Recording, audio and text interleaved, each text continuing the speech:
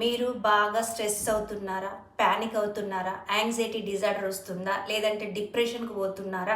ఇవన్నీ మీకు తగ్గాలంటే నేను చెప్పినట్లు 3 నుంచి 5 నిమిషాలు కనుక మీరు చేస్తే 100% రిజల్ట్ ఉంటుంది. తొందరగా బయటికి వస్తారు.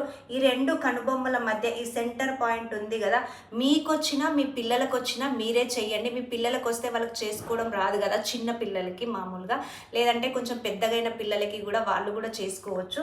ఈ సెంటర్ పాయింట్లో కనుక మీరు ఇలా పెట్టేసి ఒకసారి సవ్య దిశలో అపసవ్య దిశలో కనుక మీరు ఇన్హేల్ ఎక్సేల్ చేసుకుంటూ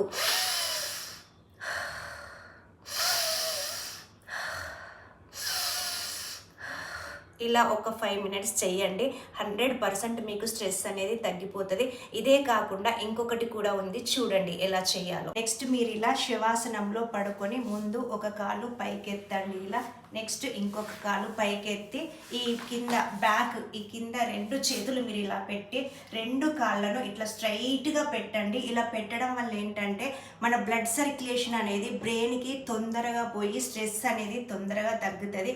స్ట్రెస్ మామూలుగా బ్లడ్ సర్క్యులేషన్ ప్రాబ్లం వల్లనే బ్రెయిన్కి తొందరగా అందకపోవడం వల్ల అలా అవుతూ ఉంటుంది. చూడండి ఎంత చక్కగా ఇలా పెట్టేసుకొని మీరు ఎంత వీలైతే అంత పైకి పెట్టండి. ఇలా 3 to 5 మినిట్స్ ఉంటే కనుక మీకు 100% రిజల్ట్ ఉంటుంది.